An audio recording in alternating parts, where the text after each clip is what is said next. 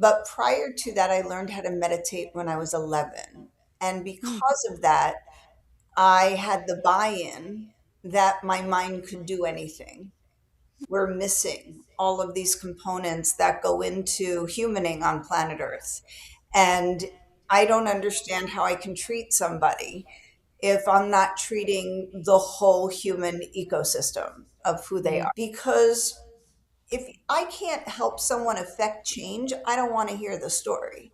Because if I'm going Right. to hurt somebody's brain and body by them reliving that story without me being able to get in there and help them change their neurophysiology, like, why would I do that? So I built Shari AI because I'm one of those people where I can't leave my patients suffering in between sessions.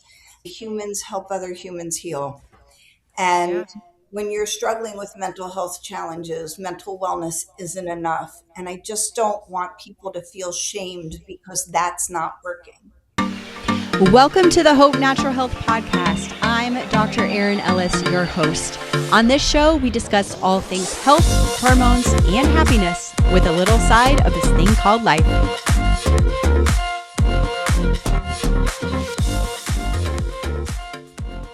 If you've ever white knuckled your way through a stress response and wondered if there was a faster way back to calm, today's guest has spent almost 30 years figuring that out. Shari B. Kaplan is a trauma informed psychotherapist specializing in integrative mental health, treating the whole person rather than isolating symptoms from biology. Her work centers on how psychological stress and trauma directly shape physical health.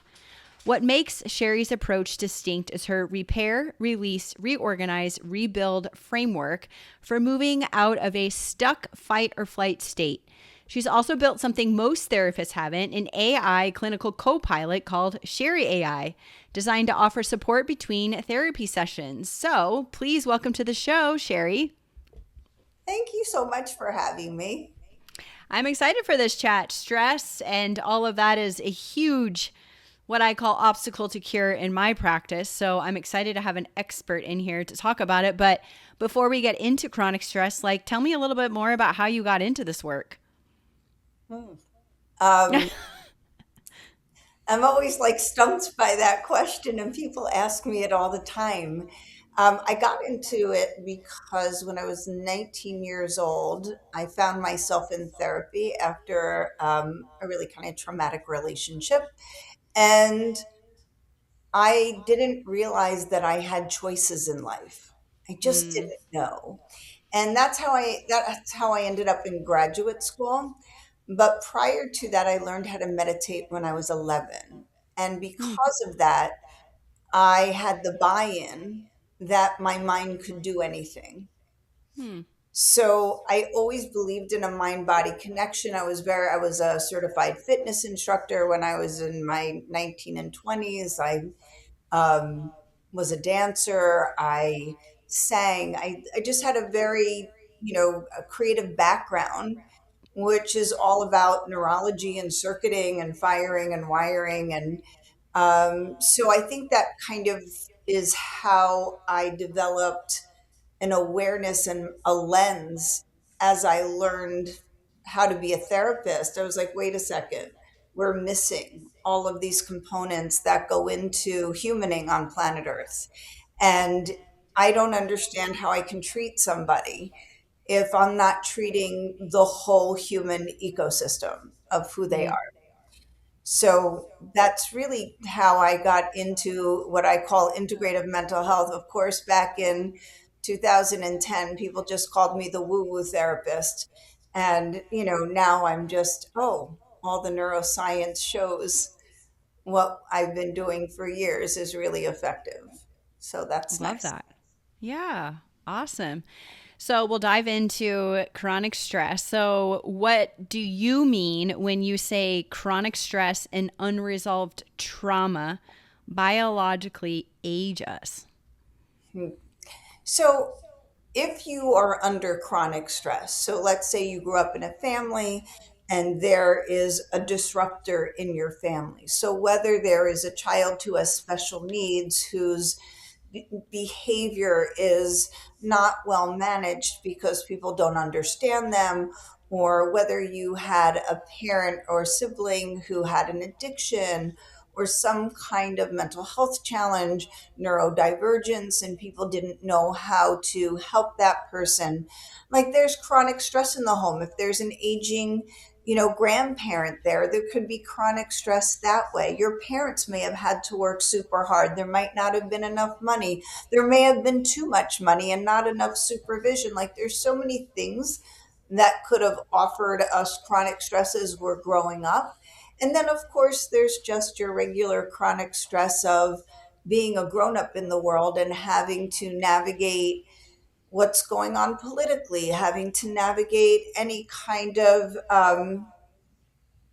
prejudices, and I mean, we could probably list a ton of different things that would put us all under chronic stress, just being able to get through our day in the environment that we are living in.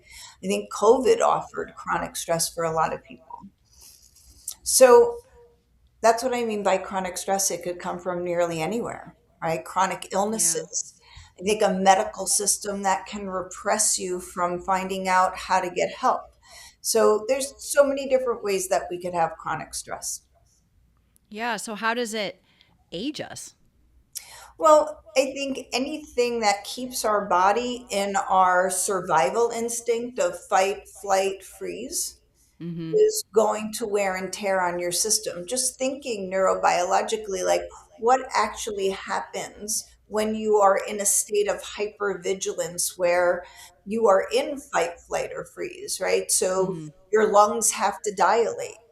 So your stomach has to empty, your blood sugar gets released into your right, sugar gets cortisol, stress hormones get released, and so you're overproducing sugar so that you can respond to the threat, however it is that you're either going to fight or run away or what have you. So there's a Mm-hmm. whole neurobiological process. Now imagine being stuck there every day. That is going to wear and tear, whether it's on your telomeres, whether it's on your mitochondria. So, the energy of your cell, the health of your cells, like all of that is getting you now have an acidic environment because you need more acid to break down your food, to get it out, to use it as energy, to empty out your stomach. So, there's a cascade. Your histamines get damaged, your immune system's in your gut. So all of those things are impacted by being in a chronic state of fight or flight or freeze. So depending on what you so think of the freeze reaction, your ability to gastric like your gastrointestinal tract to empty slows Mm-hmm. down. And we have seen a significant uptick in motility in people who have been stuck in the freeze response. And they Mm-hmm. go to the doctors with gastrointestinal issues, and their doctors aren't asking the question like, "Have you been under chronic stress for years? Like, what's going on? Are you in any kind of stressful relationships?" They're not asking the questions to kind of put the whole puzzle Mm-hmm. together. It's like, let's try to treat this with medicine. Mm-hmm. And I think that there's a whole world of options out there right now that we're Oh not yeah. necessarily putting together or communicating between the psychological world and the metabolic world and Mm-hmm. the doctors. Like we need Yeah. more communication, more collaboration. For sure. Yeah, and I mean clinically in my practice, I can't I don't have any stats like concrete stats, but I would say probably 9 out of 10 women I see it's like stress is a big one, and they don't really realize it until it's pointed out. And I think that's like a big, again, obstacle to cure is this chronic stress. And we Yeah. all have it to some degree. I mean, it's life, right? Yeah. And we're all going to get handed it. You know, if we don't have something now, we're going to get something sooner rather than later. So it's very important, I think, to just become aware of it as well, which a lot of people aren't even aware because that's just their norm in that state of freeze, right? And also, I think, like, for the high functioning people, like, I know that I raised my two children on my own, Mm, and I have a really good self care routine in the morning. mm-hmm.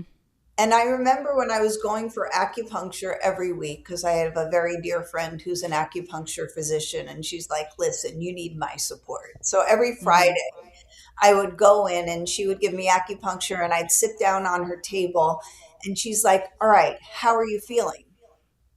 And I would just be like, deer in headlights. Right? She's like, what? And I go, I'm trying to scan my body to see how I'm feeling because I spent my Yeah. whole day looking out there, helping the people out there, that I wasn't looking at, well, what's going on for me, other than Mhm. the counter transference, right? That we're supposed to be paying attention to as clinicians, like what we're Mhm. experiencing while we're sitting with a patient.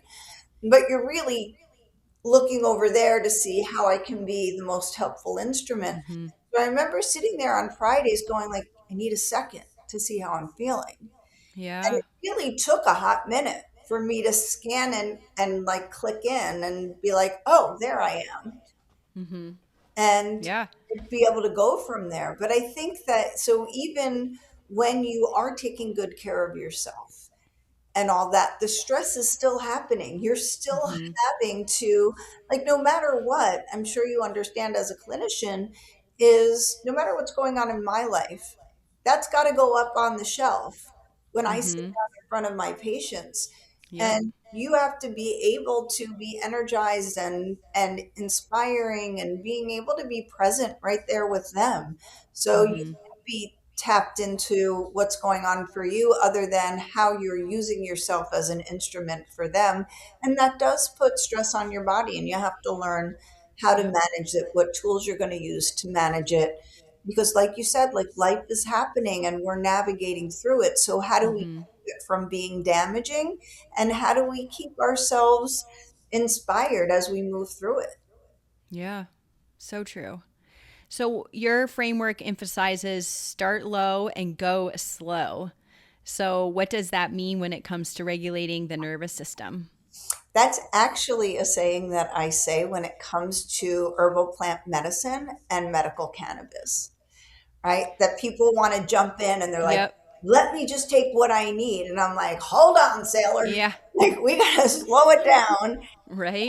And I think anytime that, even when it comes to nutrition and fitness and all of that, people want to jump in, guns Mhm. blazing. And it's like, let's do something that we can build consistently. Yeah. Let's get it in your phone on a schedule with an alarm, and let's make it work for you. And, because if you just jump into something that you've never tried before and you're going full blast, number one, sometimes you miss your sweet spot, Mhm. of having to stay. Like, for example, if I do really well at getting up in the morning and exercising, maybe 30 minutes is a good amount of exercise before I start my day, but maybe you're better off at the end of the day doing a full workout, you know? Mhm. Or when it comes to medical cannabis, like taking 2.5 milligrams of something could be your sweet spot. But if you're like, Mhm. oh no, my friend takes 5 milligrams, so I need to take 5 milligrams, it's like, don't do that to yourself. Yeah. Just start where you're at, and Exactly. then we can build from there. And you're your own unique individual, and that means that what you eat is unique to you, and Mhm. how you take things, and even the types of workouts have to be unique to you. Mhm. Yeah. Yeah, don't stop. And that goes back to, stop comparing yourself to others. And I'm not you and you're not me. And I'm totally different. And I might have something different going on than you have going on. Right. So, Yep. yeah, start slow. And it's funny you say that with the cannabis because I find that same situation with like supplements. People see stuff online and they're like, oh, that's going to help with this. I need that. And then they come to my office and they're taking, 18 supplements. I'm like, well, what are you taking these for? And they're like, I don't know. I read about it on the internet or I saw someone take it and it helped them. So I thought it would help me. Well, is it And working? yeah, No. right. And not only that, but can you actually methylate those vitamins? Do you Yeah, have the enzymes to break them down? And or are you even deficient in that? exactly. Yeah. What does your body need Correct. specifically? So when we go through your process, it's repair, release, reorganize, rebuild. So what does that look like? So I start with a biopsychosocial, which is my assessment part. And the biopsychosocial is really a thorough assessment from the time you are in your mother's womb and the kind of stress she may have been under, through your birth history, your developmental history, what kind of a baby you were, things that you experienced as nonverbal and infancy, to illnesses, injuries, surgery, your spiritual beliefs, relationships that you had. How did they go? Who did you have as relationships as you traveled through life? The kinds of jobs you had, like even your kid jobs, like if you delivered newspapers, and what was that like for you, and who was in your family, and like just such nuances, and really diving deep into different areas of your life, and then your strengths, your deficits, your positive beliefs, your negative beliefs. Like it's just very thorough, even into your wishes, your desires, what you didn't get, what you wanted to have, how you manage your money. Like it is just very thorough. And once I have that, it's a timeline. So I don't let people get into talking about their traumas. I just want to know if they had them and where they see them and what their attachments were. And not in detail, but just an idea. Because if I can't help someone affect change, I don't want to hear the story.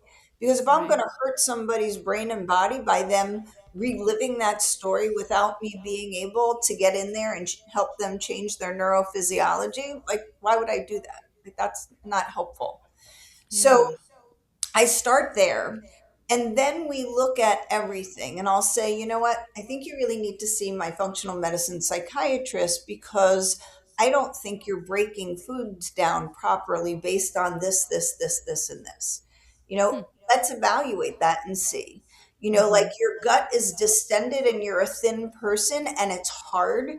Like maybe we need to get that checked out, because that could be contributing to some of your anxiety and OCD, Mm-hmm. right? So I really take such a thorough look at your neurophysiology, what's going on for you medically, because that's going to have an impact on what's going on with your mental health and your behavior and your social skills and your lifestyle. So that repair process is the time when they're seeing doctors. If we need to see doctors, they might need herbal plant medicine. They are doing the actual therapy work on Mm-hmm. releasing the negative beliefs, retelling the narrative, reestablishing their identity and their strengths, as opposed to living from the story that they learned about themselves. So we're reconnecting to the self. We're learning what that means. You're repairing any kind of infancy traumas, or if there's been chronic and traumatic stress, any negative beliefs of feeling powerless or unsafe. You're doing that work there. In the release phase, we're actually working on releasing the anger, the sadness, the grief, and giving an opportunity to experience it, feeling it, self regulation tools, which you're also learning in the first phase as well. You're learning a lot of the breath work and different tools from holistic practices that will help support you in releasing these, chronic or traumatic stress or negative beliefs. Then we go to the reorganizing phase. Like now you have new positive beliefs, you have a new narrative. Well, how do you live that? Mm-hmm. Right? Because we're patterned Yeah. after what we've known. So just because Mm-hmm. you now believe I am worthy and I do have power and I am safe, how do you keep your body from perceiving things as a threat? So we have Mm-hmm. to reorganize your system, your nervous system, along with new thoughts, new beliefs, and new behaviors. So as you are reestablishing your identity, you're reestablishing your thoughts, beliefs, and your behaviors, and that's in the reorganizing phase. And then you have the um, the rebuilding phase. And that's really when you're putting it all together. And like, how do you want to live your life Monday through Friday, Saturday and Sunday? And what does that look like from the time you wake up in the morning? And what are your deliberate intentions? And are you setting them? And now that we have you mastering your body, can we get you to focus your mind and create that life that you've wanted to build for yourself? And that's the rebuilding phase.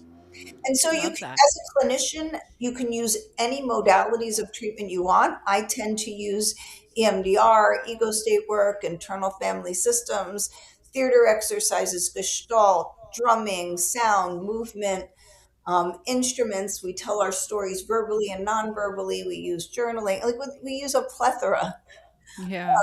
different things. I have an acupuncture physician who works with us. We use qigong and Krav Maga.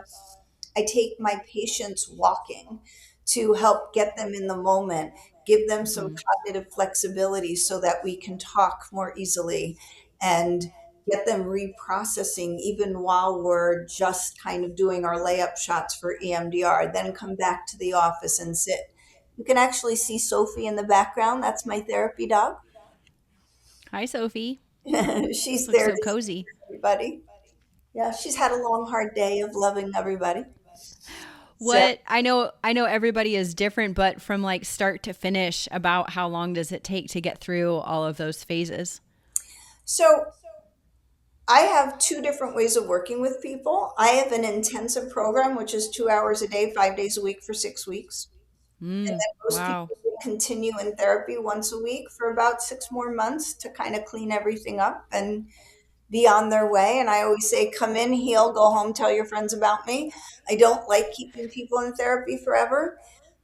For Yeah. people who come like once a week, it really just depends on what they're Yeah. working on. But when you really think about reestablishing someone's identity after being in a pattern for a certain period of Mm-hmm. time, you're really looking at, with EMDR you can accelerate it because you can process pretty quickly, but you're still Mm-hmm. having during that reorganizing phase to repattern and create new behaviors.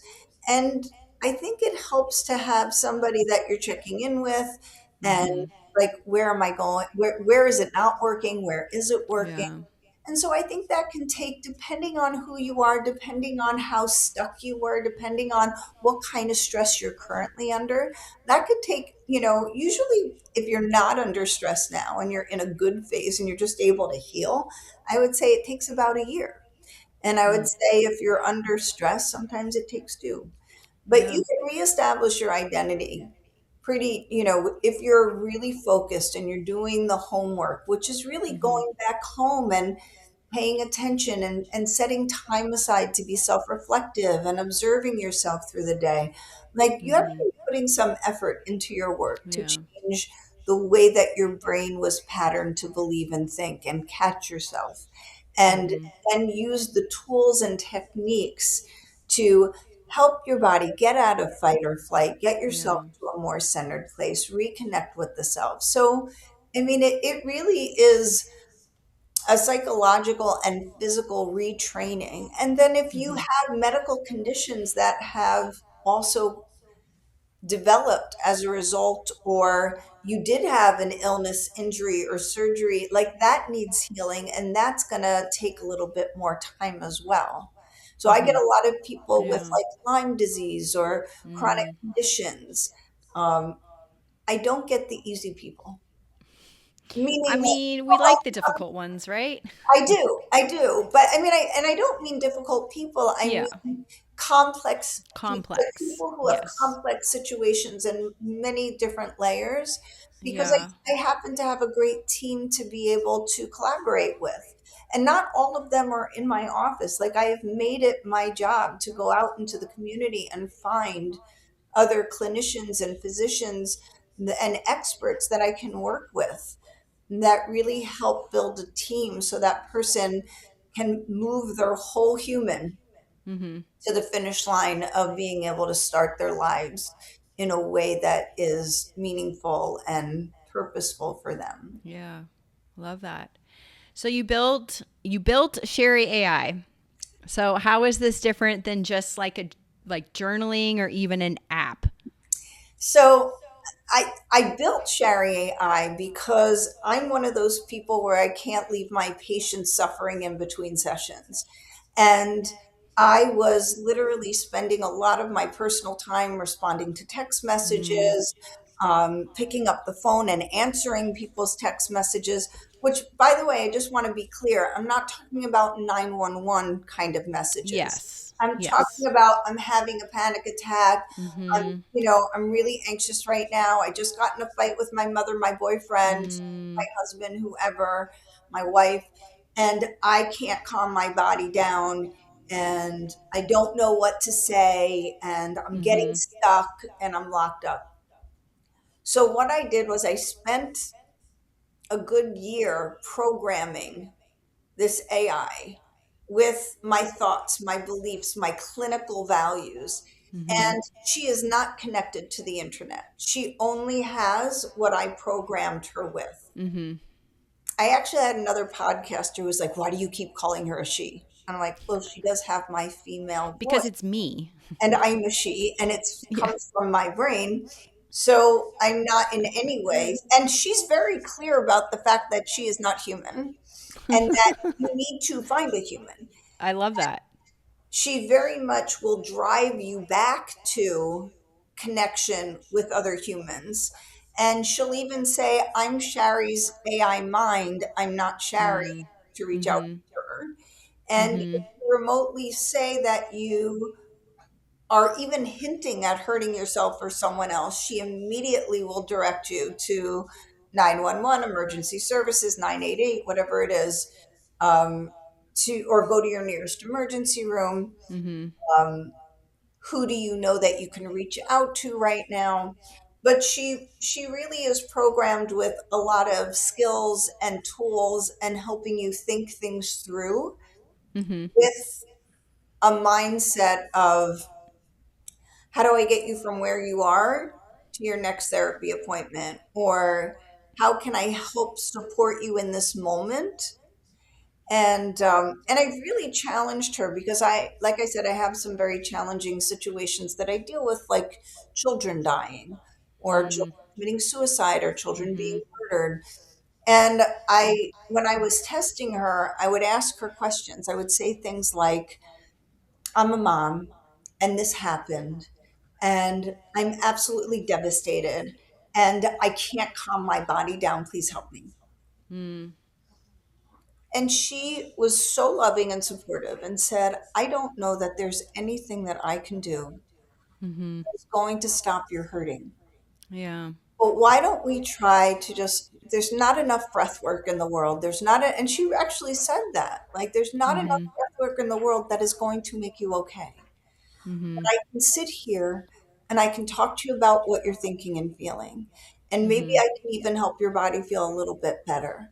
But what Mm-hmm. you're going through is so beyond any comprehension that another individual that could understand other than another individual that's going through what you're going. I mean, like, it was just so beautiful. And I'm really proud of that. And I'm proud that I really made her a tool and an instrument, like almost a grad student who could be there to do what I do, Yeah. to support them until they can get the help they could need. And that's really what she was created for. So she's not there to help you write your paper or write a letter, or Yeah. she is there to help you if you did get in a conflict or you were having a panic attack. She'll give you the self regulation tools and the skills and tools to get you out of the panic attack.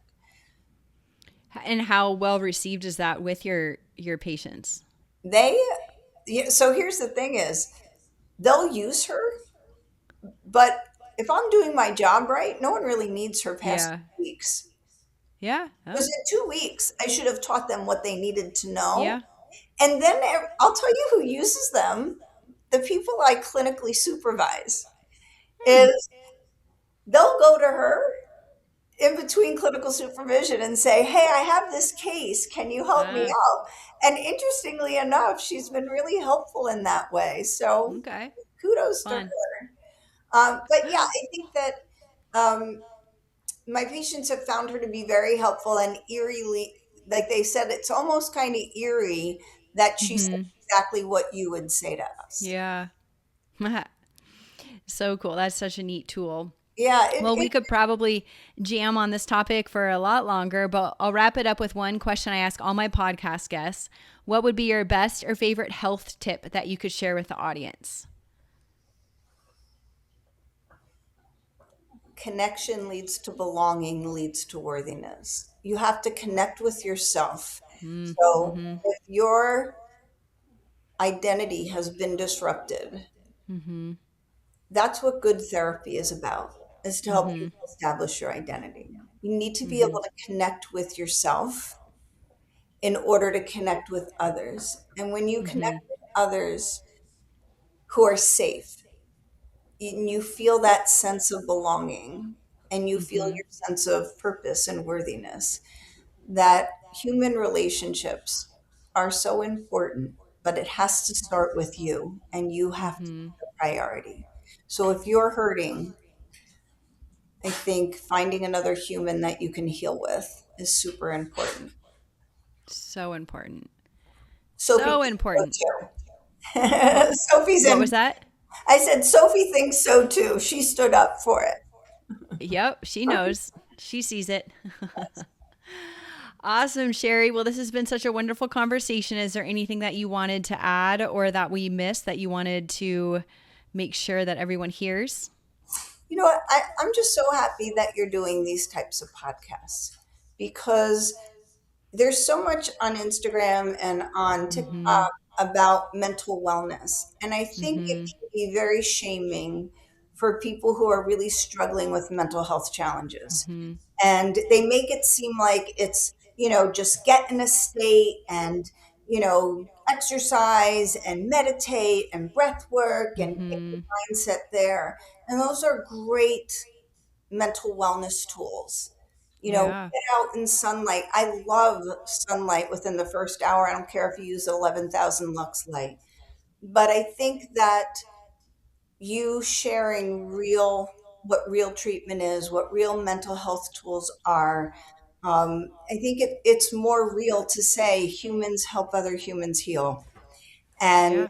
when you're struggling with mental health challenges, mental wellness isn't enough. And I just don't want people to feel shamed because that's not working. Yeah. Yep. Love that. Thank you so much for sharing that. We'll make sure to have all of Shari's information linked in the show notes. Her website, which is Get Connected. Can you tell me a little bit about what that means? Instead of connected, it's connected. So the website is just CANNECTD, Uh and huh. it's named after the endocannabinoid system.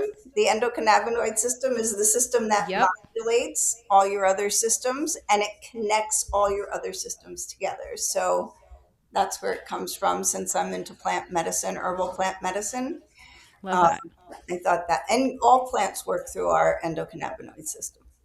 They sure do. Yeah.